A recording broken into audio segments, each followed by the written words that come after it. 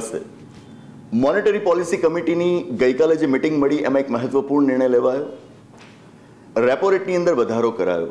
છેલ્લા ઘણા સમયથી આપણે જોઈએ તો મોનેટરી પોલિસી કમિટી એ સતત રેપો રેટની અંદર વધારો કરી રહી છે. અગાઉ રેપો રેટ હતો 4.90%. એમાં હાલમાં 50 બેસિસ પોઈન્ટ્સનો વધારો કરવામાં આવ્યો છે, જેથી હવે રેપો રેટ થયો છે 5.40%. શું હોય આ રેપો રેટ?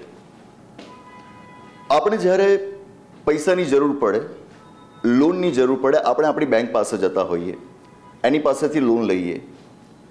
ક્યારેક આપણી એ બેંકને લોનની જરૂર પડે તો આપણને જો લોનની જરૂર પડે તો આપણે આપણી બેંક પાસે જઈએ. આપણી બેંકને જો લોનની જરૂર પડે તો એ પોતાની બેંક પાસે જાય.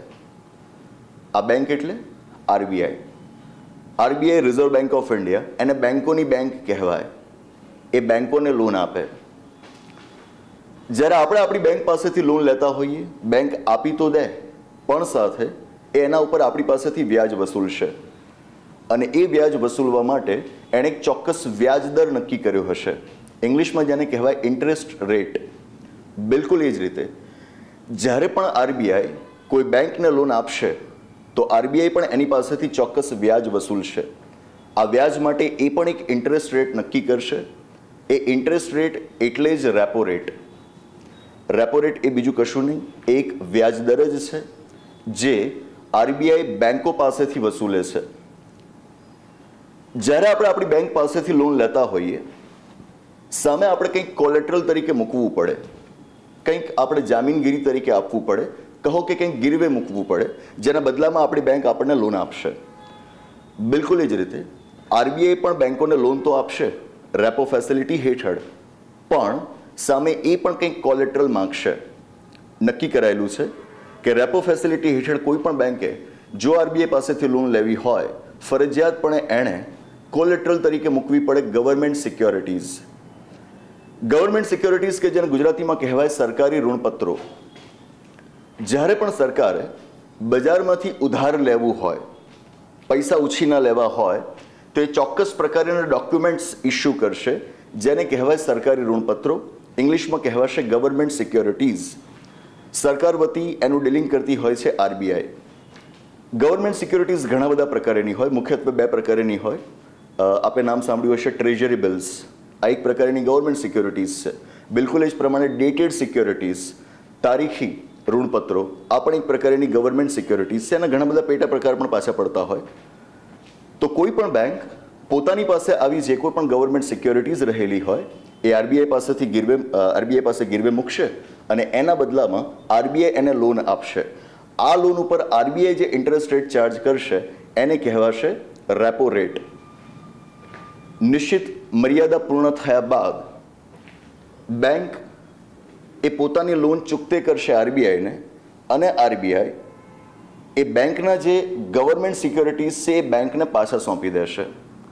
બંને વચ્ચે આ માટેનો કરાર થશે કે બેંક જેવી લોનની રકમ પાછી ચૂકવશે એની સાથે આરબીઆઈ એને એના સરકારી ઋણપત્રો પાછા આપી દેશે. આ એક પ્રકારનું રીપર્ચેઝ એગ્રીમેન્ટ છે, પુનઃ ખરીદી માટેનો કરાર છે, કે જ્યાં આગળ બેંક પોતાના જ સરકારી ઋણપત્રો આરબીઆઈ પાસેથી પાછા ખરીદી લે છે. બંને વચ્ચે આવું એક અગ્રીમેન્ટ થયેલું હોય છે. આ રીપર્ચેઝ એગ્રીમેન્ટ છે.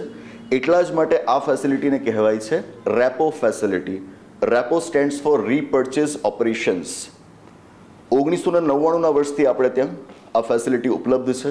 મૂળભૂત રીતે તો રેપોની ફેસિલિટી એ લિક્વિડિટી એડજસ્ટમેન્ટ ફેસિલિટી એલએફના ભાગરૂપે જોવાય છે. એલએફમાં જ વધુ એક ફેસિલિટી પણ આવતી હોય છે, રિવર્સ રેપો ફેસિલિટી.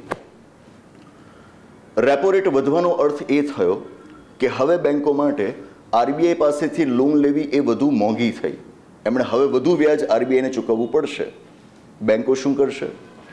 એમના ઉપર આ જે નાણાકીય ભારણ વધ્યું એ આપણા ઉપર ટ્રાન્સફર કરશે, આપણા જેવા કન્ઝ્યુમર્સ ઉપર ટ્રાન્સફર કરશે. અર્થ આપણે બેંક પાસેથી જે લોન્સ લઈએ છીએ એના ઇન્ટરેસ્ટ રેટ ઊંચા જશે.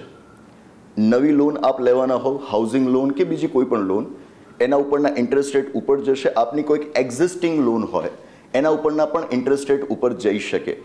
મતલબ કે રેપો રેટ વધવો એ કોઈ સામાન્ય વાત નથી. એની સીધી અસર આપણા બજાર ઉપર, આપણી ઉપર જોઈ શકાય છે. રેપોના પ્રકાર પણ હોય.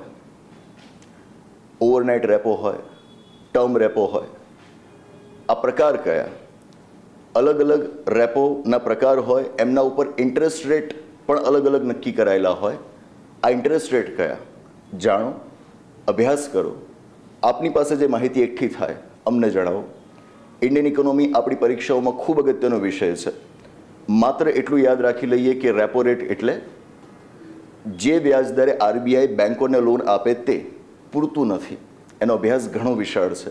તો જાણો કે રેપોના પ્રકાર કયા હોય, અલગ અલગ પ્રકારના રેપો હેઠળ બેંક કેટલી મર્યાદામાં લોન લઈ શકતી હોય, એના ઉપર ઇન્ટરેસ્ટ રેટ કયા કયા હોય, એના વિશેની માહિતી મેળવો. આપણી પરીક્ષાઓ માટે ખૂબ જરૂરી છે. આપ જે કોઈ પણ માહિતી મેળવો, વિડીયોના કોમેન્ટ બોક્સમાં જણાવો. એના વિશે આપની કોઈ પણ દુવિધા હોય, એ વિશેનો આપનો કોઈ પણ સવાલ હોય, સવાલ અમને જણાવો. શક્ય એટલા ઝડપથી એનો જવાબ આપવાની કોશિશ કરીશું.